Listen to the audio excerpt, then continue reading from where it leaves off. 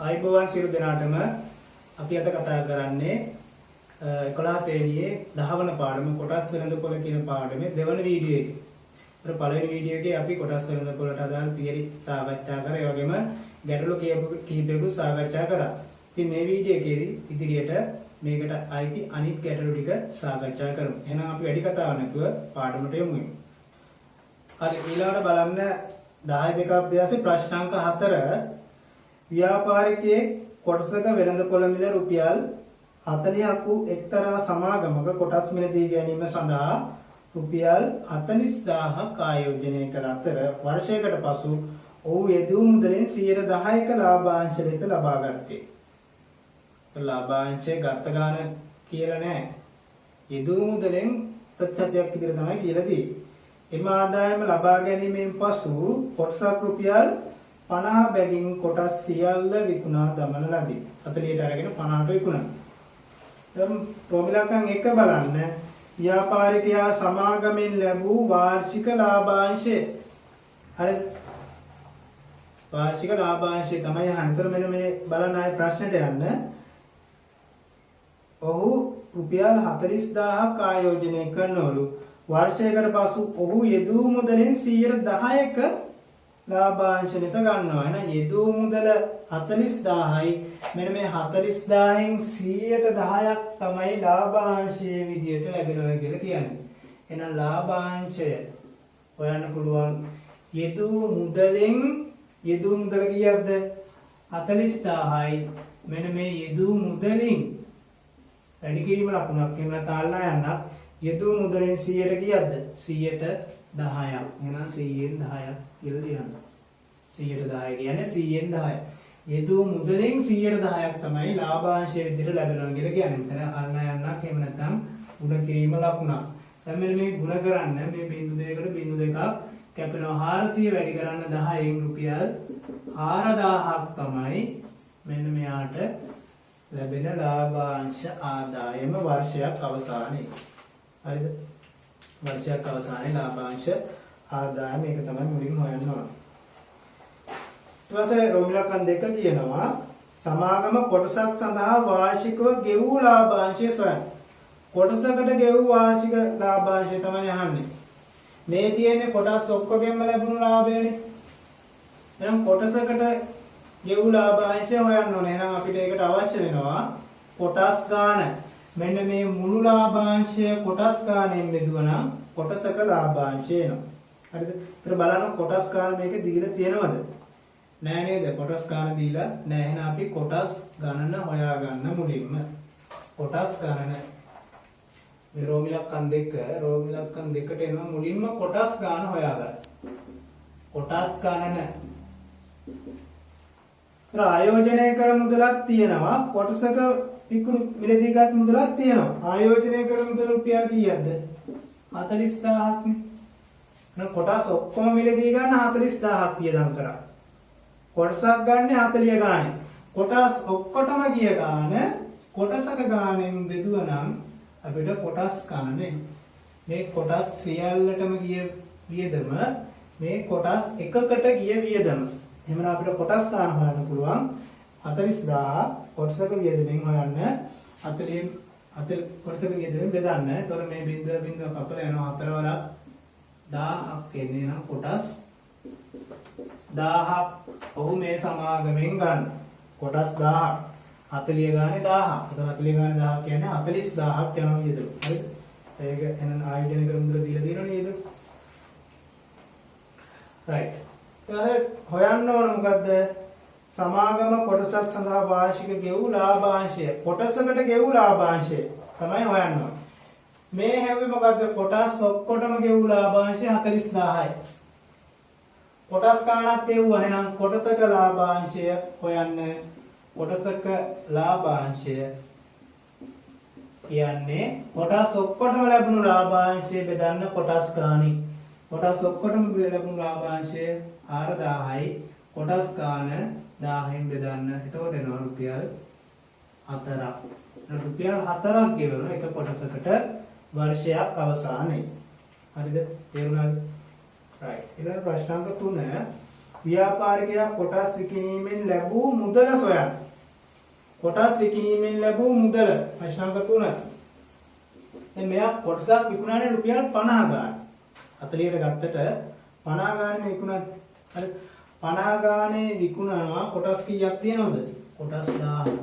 එහෙනම් මෙන්න මේ කොටස් 1000ෙන්ම ලැබෙන ආදායම තමයි කොටස් විකිණීමෙන් ලැබෙන ආදායම කියන්නේ. එහෙනම් ਉਹ 50 ගානේ 1000ක් විකුණනවා. එහෙනම් 50,000න් වැඩි කරන රුපියල් 50,000ක් එනවා මේ කොටස් විකිණීමෙන් ලැබෙන ආදායම. හරි. ව්‍යාපාරික කොටස් විකිණීමෙන් ලැබූ මුදල ආදායම නේ කොටස් විකිණීමෙන් ලැබූ මුදල. එහෙනම් කොටස් එකක් 50 ගානේ කොටස් 1000ම විකුණනවා. 50,000න් වැඩි කරන රුපියල් 50,000 විකිණීමෙන් ලැබූ මුදල. ඊට රෝමිලක්කම් 4 බලන්න හොඳට. ව්‍යාපාරිකයාට ලැබෙන ප්‍රාග්ධන ලාභය සොයන්න. ප්‍රාග්ධන ලාභය. ප්‍රාග්ධන ලාභයක් එන්නම් වැඩි ගානකට විකුණන්න එපා නේ. දැන් කොහොමද එහෙමනේ උනේ 50 ගාන විකුණන්නේ. ඒතර එක කොටසක නෙවෙයි අපි මුළු කොටස් ඔක්කොගෙම ප්‍රාග්ධන ලාභය එකපාර වෙමු. මේ බලන්න මේ කොටස් ඔක්කොගෙම විකිණීමෙන් ලැබෙන මුදල. මේ කොටස් සියල්ලම ගන්න ගිය මුදල කීයද? 40000යි. කොටස් සියල්ලම විකිණීමේ 50000ක් ලැබුණා. කොටස් සියල්ලම ගන්න 40000ක් ගියා. එහෙනම් ප්‍රාග්ධන ලාභය කියන්නේ මම කලින් කිව්වා සූත්‍ර දෙක මතක තියාගත්තා නම් හරි. ප්‍රාග්ධන ලාභය සමානයි විකුණුම් මිලෙන් ගත් මිල අඩු කරන්න. විකුණුම් මිල මේ කොටස් ඔක්කොටම හොයන්නේ.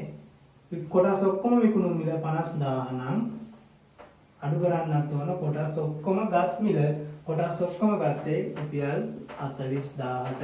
එහෙනම් මෙතනින් අඩු කරාට පස්සේ එනවා රුපියල් 10000ක්. උන්ට රුපියල් 10000ක් ලාභයි. ප්‍රාග්ධන ලාභය රුපියල් 10000ක්.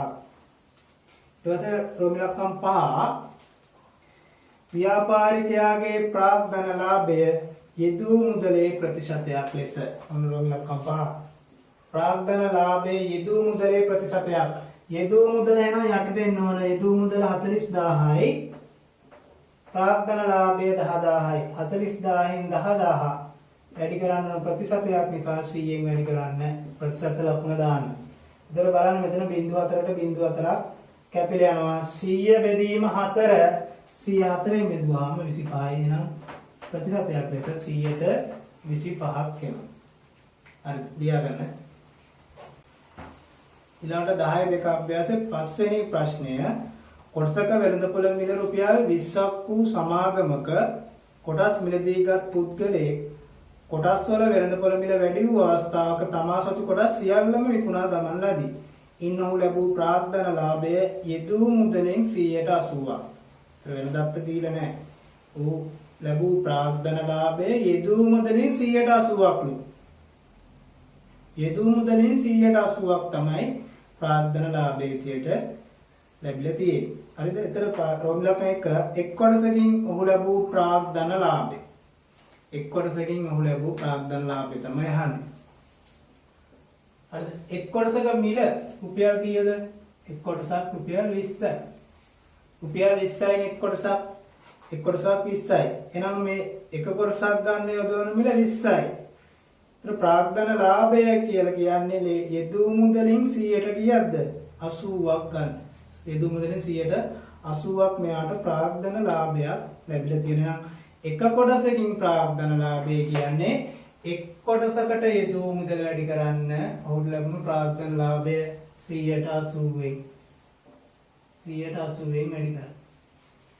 එක කොටසකින් කොච්චර ප්‍රාග්ධන ලාභයක්ද කියලා බලන්න. යෙදූ මුදලින් 180ක් නේ ප්‍රාග්ධන ලාභය නම් යෙදූ එක කොටසකට යෙදූ මුදල 180න් වැඩි කරා. එතන මෙතන බිඳුවර බිඳුවක් කැපෙනවා. මෙතන බිඳුවකට බිඳුවක් කැපෙනවා. දෙවරක්කට 16යි. එහෙනම් එක් කොටසකින් ලැබෙන ප්‍රාග්ධන ලාභය රුපියල් 16යි. එක කොටසකට උට ලාභය රුපියල් 16යි. එහෙනම් ගන්නේ 20කට 16ක් ලාභ එනවා. රෝමිලක්කම් දෙකෙන් අහන්නේ කොටසක් විකුණන ලද්දේ කීය බැගින්ද? එහෙනම් රෝමිලක්කම් දෙක 20ට අරගෙන 16ක් ලාභ තියා ගන්න නම් විකුණන්න ඕනේ කීයද? එහෙනම් 20ට මෙන්න මේ ලාභය එකතු කරන්න. එක කොටසක් විකුණන මිල හොයන්න. කොටසක ගත්ත මිලට ලාභය එකතු කරන්න 20යි 16යි කියන්නේ රුපියල් කීයද? රුපියල් 36ට තමයි කොටසක් විකුණන්නේ. හරිද? ලියා ගන්න. ඊළඟට බලන්න ප්‍රශ්නාංක 6. කොටසක වෙළඳපොළ මිල රුපියල් 24ක් වූ සමාගමක කොටස් මිලදීගත් කෙනෙකු ආදායම් ලැබීමෙන් පසු එම කොටසක වෙළඳපොළ මිල රුපියල් 30ක් වූ අවස්ථාවක විකිණීමෙන් ලැබෙන ප්‍රාග්ධන ලාභය යෙදූ මුදලේ ප්‍රතිශතයක් ලෙස දක්වන්න කියලා කියනවා. ඒතකොට කොටසක් මිලදී ගන්න 24 ගානේ විකුණනවා 30 ගානේ. එහෙනම් අපිට එක කොටසක ප්‍රාග්ධන ලාභය හොයන්න පුළුවන්. එක් කොටසක්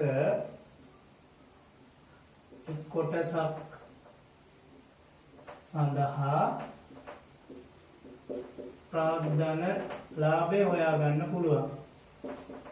කොටසක් විකුණුම් මිලෙන් ගස් මිල අඩු කරන්න. කොටසක් විකුණන්නේ 30ට, ගන්නේ 24ට, 30න් 24ක් අඩු කරන්න රුපියල් 6ක් එනවා එක් කොටසක ප්‍රාග්ධන ලාභය. ප්‍රාග්ධන ලාභයේ යෙදූ මුදලේ ප්‍රතිශතයක් ලෙස. ඒතර වෙන මොකුත් දත්ත දීලා නැහනේ. ඒතර මුළු යෙදූ මුදල මෙතන දීලා නැහැ. හැබැයි එක කොටසකට යෙදූ මුදල දීලා තියෙනවා. එක කොටසක යෙදූ මුදලක් දීලා තියෙනවා.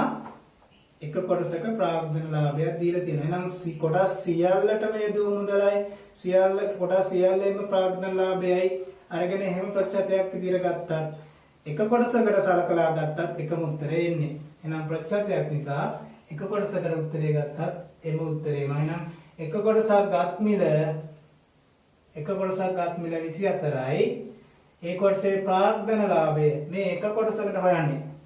කොටස් සියල්ලටම හෙව්වත් එක කොටසකට හෙව්වත් එකම උත්තරේ එන්නේ. හේතුව මෙතන මේ අනුපාතයක් නිසා. එහෙනම් මේක ප්‍රතිශතයක් විදිහට දක්වන්න 100ෙන් වැඩි කරනවා. බලන්න 6ෙන් බෙදෙන 6 වරක් 1යි 24 6 වරක් 4යි 100 4ෙන් බෙදන්න 25යි 100ට 25ක් තමයි යෙදූ මුදලෙන් ප්‍රතිශතය. ප්‍රාග්ධන ලාභයේ යෙදූ මුදලෙන් ප්‍රතිශතය. හරිද? ලියා ගන්න. හරි. අපි ඊළඟට යනවා ප්‍රශ්නාංක 7ට. බලන්න ප්‍රශ්නාංක 7. ඒ කියන්නේ මේ 10 2 අභ්‍යාසයේ ප්‍රශ්නාංක 7. වාර්ෂික ලාභාංශය ලෙස කොටසකට රුපියල් 6ක් ගෙවන සමාගමක කොටසක වෙළඳපොළ මිල රුපියල් 40ක් වූ කොටස් 1000ක් හිමි ආයෝජකයෙක් එම කොටස් වලින් එක් වර්ෂයක ලාභාංශ ආදායම ලැබීමෙන් පසු ඒවායේ වෙළඳපොළ මිල වැඩි වූ අවස්ථාවක විකුණලා දානවා. මිල වැඩි වෙච්ච වෙලාවක විකුණලා දානවා. කොටස් විකිණීමෙන් හා ලාභාංශයෙන් ඔහු ලැබූ මුළු ආදායම රුපියල් 71000යි. ඒතර මේ ඔක්කොම ආදායම තමයි දීලා තියෙන්නේ. හොඳට බලන්න. පටලවා ගන්න එපා. කොටස් විකිණීමෙන් හා ලාභාංශයෙන් යන දෙකම. මම ඕන එක ලියනම් පටලවෙනවා නම් කොටස් විකිණීම ධන ලාභාංශය සමානයි මෙන්න මේ දෙකම එකතු කරාම ලැබෙන මුළු ආදායම තමයි 71000 කියලා කියන්නේ. හරිද? මේ වර්ෂයක්. හරි. ඒ අවුරුද්ද අවසානයේ මේ කොටස් ටිකත් විකුණලා දානවා. හරිද? දැන් බලන්න රෝමිලකම් 1 කොටස් ආයෝජනයෙන් වර්ෂයකට ලැබූ ලාභාංශ ආදායම කීයද? කොටස් ආයෝජනයෙන් අවුරුද්දක් තුලදී ලැබූ ලාභාංශ ආදායම තමයි අහන්නේ. බලන්න කොටසක් සඳහා රුපියල් 6ක් ගෙවනවා.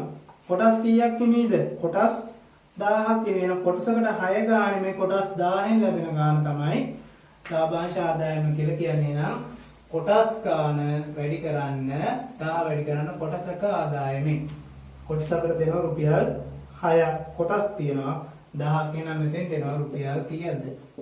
රුපියල් 6000 එනවා මේ කොටස් වලින් ලැබෙන වාර්ෂික ලාභාංශ ආදායම. හරිද? ඒක හරි. ඊට පස්සේ බලමු රෝමිලකම් 2. ඔහු කොටසක් විකුණන්නට ඇත්තේ කීය බැගින්ද? කොටසක් විකුණන්නට ඇත්තේ කීය බැගින්ද කියලා තමයි අහන්නේ. හරිද? එහෙනම් කොටසක් විකුණුම් මිල හොයා ගන්න ඕන. ඒකට අපිට මොකද කරන්න වෙන්නේ? කොටස් සියල්ලෙම විකිණීමෙන් ලැබෙන මුදල හොයාගන්න. කොටස් සියල්ලම විකිණීමෙන් ලැබෙන මුදල බෙදන්න කොටස් ගණනින්. එතකොට කොටසක් විකුණපු මිල හොයා ගන්න පුළුවන්. එහෙමනම් අපි බලමු කොටස් සියල්ලම විකිණීමෙන් ලැබෙන මුදල. මෙන්න මේ උඩ මම මේ ලියපු වගන්තිය බලන්න. කොටස් සියල්ලම විකිණීමෙන් ලැබෙන මුදලයි ලාභාංශය දෙකම එකතු කරාම තමයි 71000ක් ආවේ. එතන ලාභාංශය කීයද? 6000ක් නේද?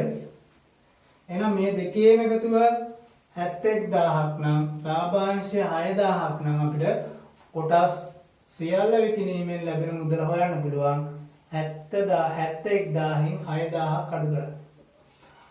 එහෙනම් එකපාර බැරි නම් මේකට ආදේශ කරලා ගන්න. පටලැවෙනවා නම් ප්‍රමිලක්කන් දෙක කොටස් විකිණීමෙන් මේ විකිණීමෙන් එකතු කිරීම වර්ෂයක ලාභාංශය එවුවා 6000යි.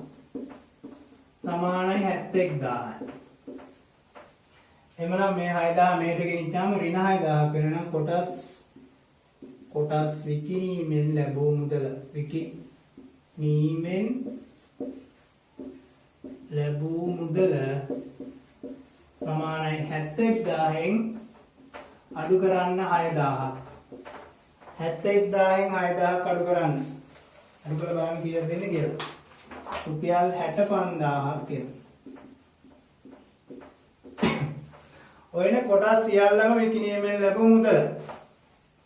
ඒතර අහන්නේ කොටසක් විකුණු මුදලනේ. කොටසක් විකුණන්නේ නැත්තේ කීය බැගින්ද කියලා අහන්නේ. කොටස් ඔක්කොම විකුණපු මුදලක් දන්නවා. කොටස් ගාණක් දන්නවා නම් එහෙනම් කොටසක විකුණු මිල හොයන්න පුළුවන්. කොටසක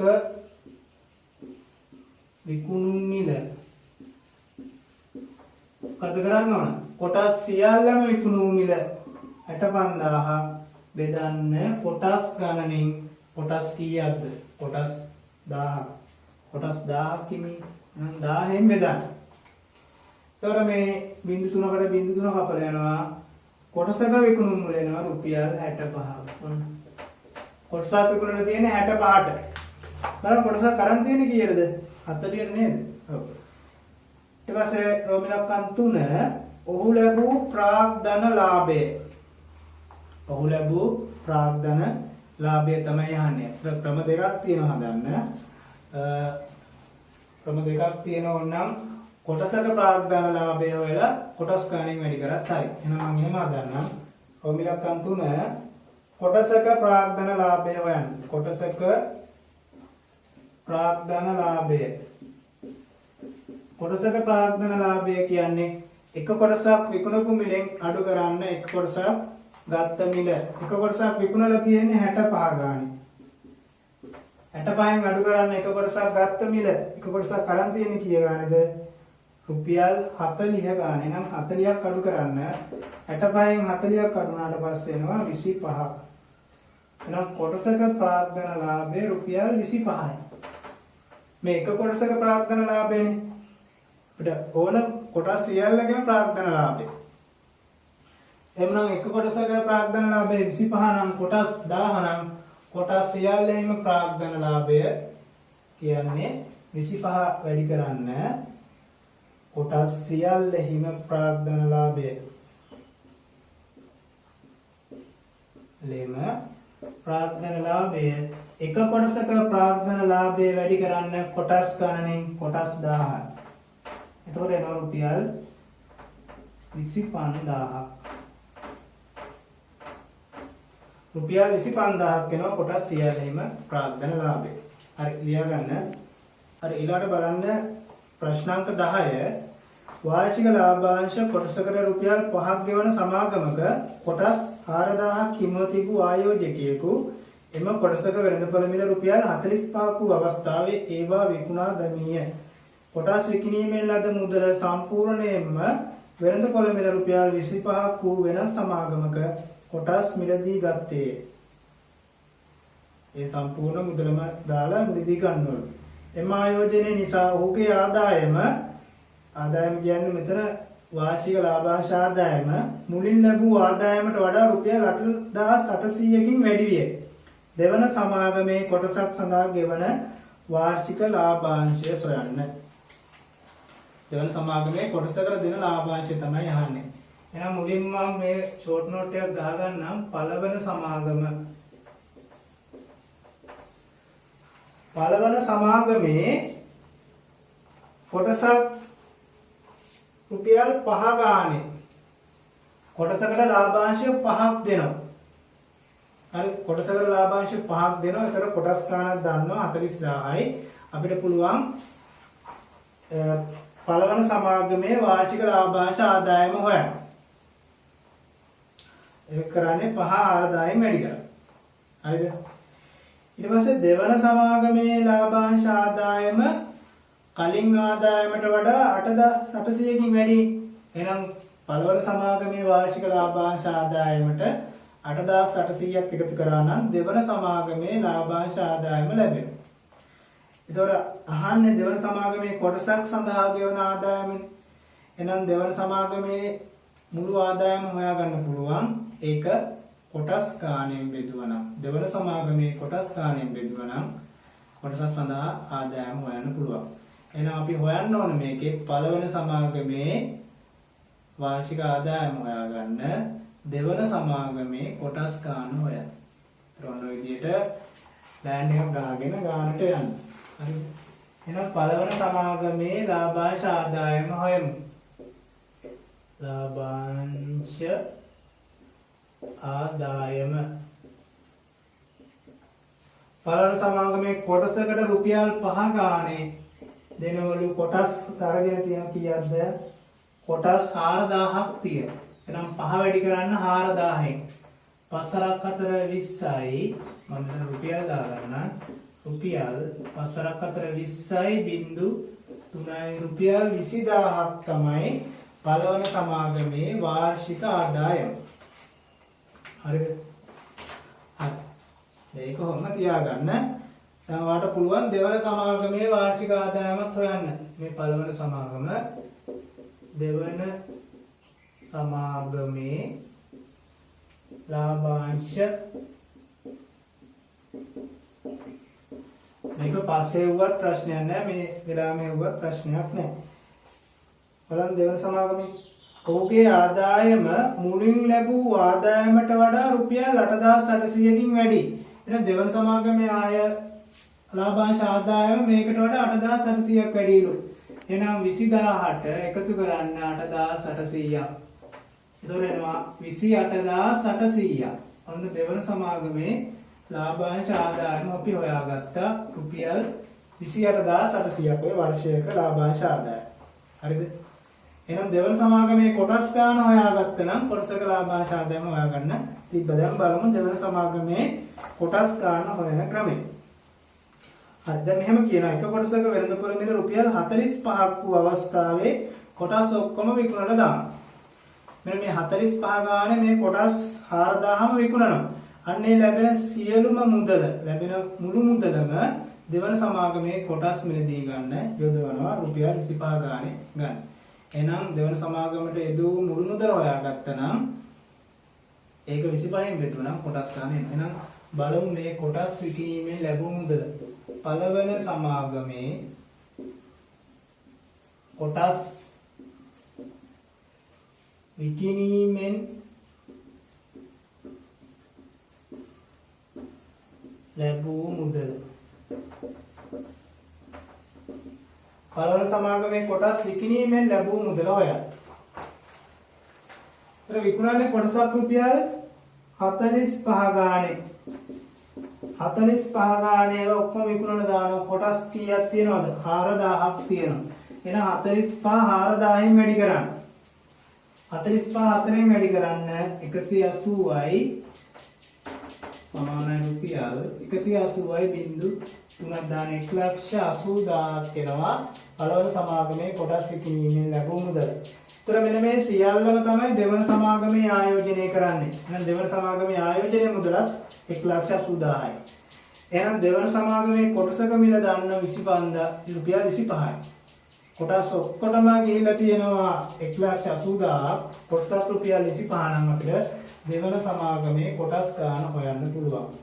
දෙවන සමාගමේ කොටස් ගණන සමානයි නම් මෙන්න මේ ආයෝජනය කරපු මුළු මුදල ඒ කියන්නේ කොටස් සියල්ලටම ගියපු මුළු මුදල කොටසක මිලෙන් බෙදන්න. කොටසක මිල 25යි. මේක 25න් බෙදන්න. හරි බලන්න මේ 25න් බෙදන්න ඔයා. මම ගන්නම් 25න් කැපුවොත් 1යි 180ට 25 ඒවා 7යි 25 7ක් 175යි ඉතුරු වෙනවා 5. මේ 5යි බිඳුවයි 50යි 50ට 2යි. එතකොට එනවා 7200ක්. මොන කොටස් ගන්න 7200. හරිද? කොටස් ගන්න 7200ක් එනවා. හරිද? එහෙමනම් අපිට පුළුවන් දැන් දෙවන සමාගමේ ලාභාංශ ආදායමක් ගන්න 28800යි. කොටස් ඔක්කොගෙම ලැබෙන ආදායම කොටස් ගන්න 7200 නම් කොටසක ලාභාංශ ආදායම හොයන්න පුළුවන්. කොටස් ඔක්කොගෙම ලැබෙන ලාභය ආදායම කොටස් ගානින් බෙදලා. එහෙනම් කොටසක් සඳහා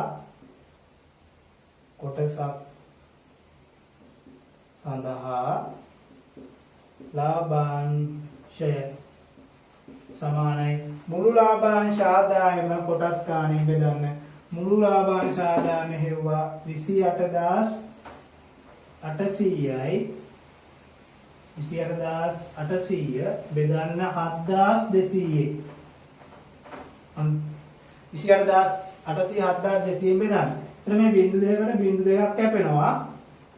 280ට 72න් බෙදලා බලන්න එන්නේ කීයක්ද? රුපියල් 4ක් එන්නේ. රුපියල් 4යි. හරි ඔබ ලියා ගන්න.